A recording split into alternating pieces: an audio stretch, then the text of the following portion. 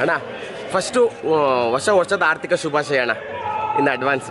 ನಿಮಗೂ ಅಷ್ಟೇ ಮತ್ತು ಎಲ್ಲ ಕನ್ನಡಿಗರಿಗೂ ನಮ್ಮ ಯೂಟ್ಯೂಬ್ ಚಾನಲ್ ಎಲ್ಲ ನೋಡ್ತಾರಂಥ ವೀಕ್ಷಕರಿಗೂ ಹೊಸ ವರ್ಷ ಶುಭಾಶಯಗಳು. ಬದುಕು ಬಂಗಾರವಾಗಿರುತ್ತೆ. ಓಕೆ ಅಣ್ಣ. ಅಣ್ಣ ಆಚೆ ಬಂದರೆ ಆಡಿಯನ್ಸು ಮೌನವಾಗಿ ಬರ್ತಾ ಇದ್ದಾರೆ, ಏನು ಮಾತೇ ಆಡೋಕ್ಕೆ ಆಗ್ತಾ ಇಲ್ಲ ಸರ್, ಅಂಥ ವಿಜಲ್ಸ್ನ ಇದು ಮಾಡಿದ್ದಾರೆ. ಸೊ ಇದ್ರ ಬಗ್ಗೆ ಏನು ಹೇಳ್ತಾರೆ ಸರ್? ಎಲ್ಲ ನಿರ್ದೇಶಕರಿಗೆ ಸಲ್ಲುತ್ತೆ ಸರ್. ಪ್ರಥಮವಾಗಿ ಮೌನವಾಗಿ ಬರಬೇಕು ಅಂತ ಬರೆದವ್ರು first captain of the ship Tarun ಅವ್ರಿಗೆ ಸಲ್ಲುತ್ತೆ. ಡಿ ಬಾಸ್ ಅವರ ಪರ್ಫಾರ್ಮೆನ್ಸ್, ಆ ಮುದುಕನ ಪಾತ್ರದಲ್ಲಿ ಅವರು ಸಿನಿಮಾನ ಅಭಿನಯಿಸಿಲ್ಲ ಸರ್, ಆ ಪಾತ್ರನ ಅವ್ರು ಕೊಂದಾಕಿದ್ದಾರೆ. ಛಿದ್ರ ಕೊಂದಾಕಿ ಮ್ಯಾಕ್ಸಿಮಮ್ ಎಫರ್ಟ್ ಹಾಕಿದ್ದಾರೆ. ಸಾಮಾನ್ಯವಾಗಿ ನಾನು ನಿರ್ದೇಶಕನಾಗಿ ಹಲವಾರು ನಟನ ಬಲ್ಲೆ, ಯಂಗ್ಸ್ಟಾರ್ ಆಗಿ ಅವರು ಕೆಲಸ ಮಾಡ್ಬೋದು ಹಾಗೆ ಪಾತ್ರನ. ಆದರೆ ಒಬ್ಬ ಮುದುಕನ ಪಾತ್ರ ನಡೆಯೋದು, ಕೂರೋದು, ಹಾಗೆ ಆಕ್ಷನ್ ಮಾಡ್ಬೇಕಾದ್ರೆ ಆ ಸುಸ್ತುಗಳು, ಮೇಕ್ ಓವರ್ ಇದೆಯಲ್ಲ, ಅಮೇಜಿಂಗ್ ಅವ್ರನ್ನ ನಿಜವಾಗ್ಲೂ ಅವ್ರು ಏಜ್ ಆಗಿದೆ ಅಂತ ಅನಿಸುತ್ತೆ. ಇಲ್ಲ ಅವ್ರು ಯಾವತ್ತು ಏಜ್ ಆಗಲ್ಲ, ಸ್ಟೇ ಆರ್ಡರ್ ಇದೆ. ಅವ್ರ ಅಭಿಮಾನಿಗಳ ಮೇಲೆ ಬೈಕ್ ಹೋಗ್ಬಿಡ್ತಾರೆ, ಅವತ್ತು ಆಗಲ್ಲ. ಬಟ್ ಏನಂತ ಹೇಳಿದ್ರೆ ಪಾತ್ರದಲ್ಲಿ ಅವರು ಮಿಂದೆದ್ದಿದ್ದಾರೆ ಸರ್. ಒಬ್ಬ ಸೂಪರ್ ಸ್ಟಾರ್ ಸರ್. ಅವ್ರು ಯಾವ ಗನ್ನಿರೋಂಥ ಅದು ಯಾವುದೋ ಮಚ್ಚಿಟ್ಟು ಒಡಾಡೋ ಯಾವುದೋ ಒಂದು ಕತೆ ಆಯ್ಕೆ ಮಾಡ್ಕೋಬೋದು.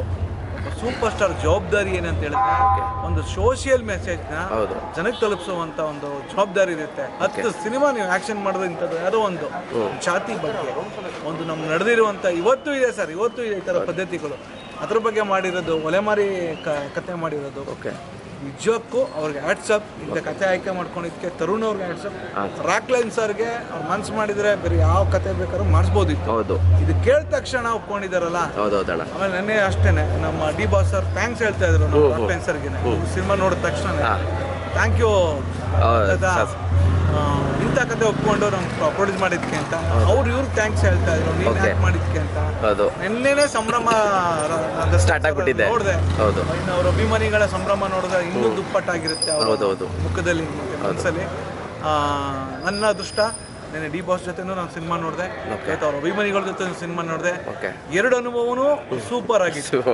ಎಲ್ಲೆಲ್ಲೋ ವಿಜುವಲ್ ಹೊಡಿತಾರೆ ಅಂತ ಅವ್ರ ಜೊತೆ ಕುತ್ಕೊಂಡು ನೋಡ್ಬೇಕಾದ್ರೆ ಅನ್ಕೋತಾ ಇದೆ.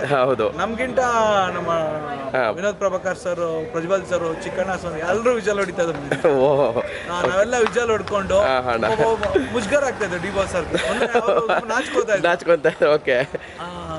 ಮುಗ್ದಾಗ ನಮ್ಮಲ್ಲಿ ಮೌನ ಇತ್ತು. ಸುಮಲತಾ ಮೇಡಮ್ ಅಷ್ಟೇ ತುಂಬಾ ಕಣ್ಣಲ್ಲಿ ನೀರು ತುಂಬಿಕೊಂಡು ಮಗನಿಗೆ ದರ್ಶನ್ ಸರ್ಗೆ ಹಾರೈಸಿದ್ರು ಮತ್ತೆ ಆಶೀರ್ವಾದ ಮಾಡಿದ್ರು. ನಾನು ಒಂದೇ ಮಾತು, ಫಸ್ಟ್ ಹಾಫ್ ಬಂದಾಗ ಸರ್ ಇಷ್ಟೇ ಸೂಪರ್ ಅಂತ ಹೇಳಿದೆ. ಸೆಕೆಂಡ್ ಹಾಫ್ ಬಾಸ್ನ ತಪ್ಪು ಒಂದೇ ಹೇಳಿದ್ದು, ಇಡೀ ಪಾತ್ರನ ಕೊಂದಾಕ್ಬಿಟ್ಟಿದ್ದೀರಾ, ಹ್ಯಾಟ್ಸ್ ಬಾಸ್ ಅಂತ ಹೇಳಿದೆ. ಇನ್ನೇನು ವಿಮರ್ಶೆ ಮಾಡಿದ್ರು ಕಡಿಮೆನೆ. ರಾಷ್ಟ್ರ ಪ್ರಶಸ್ತಿ ಬಂದಿಲ್ಲ ಅಂತ ಡಿ ಬಾಸ್ಗೆ ಅಭಿಮಾನಿಗಳು ಹೇಳ್ತಾ ಇದ್ರು. ಪಾತ್ರ ನೋಡಿದ್ಮೇಲೆ ಈ ತರದ ಮೆಸೇಜ್ ಹೇಳಿದ್ಮೇಲೆ ಅವ್ರಿಗೆ ಈ ಪಿಕ್ಚರ್ ಇಂದ ರಾಷ್ಟ್ರ ಪ್ರಶಸ್ತಿ ಖಂಡಿತ ಬರುತ್ತೆ. ಕ್ಯಾಲಿಬರ್ ಸಿನಿಮಾಗೂ ಇದೆ, ಆ ತಾಕತ್ತು ನಮ್ಮ ಡಿ ಬಾಸ್ಗೆ ಹೇಳ್ತೀನಿ. ಓಕೆ ಅಣ್ಣ, ಆಯ್ತಣ್ಣ. Okay, thank you.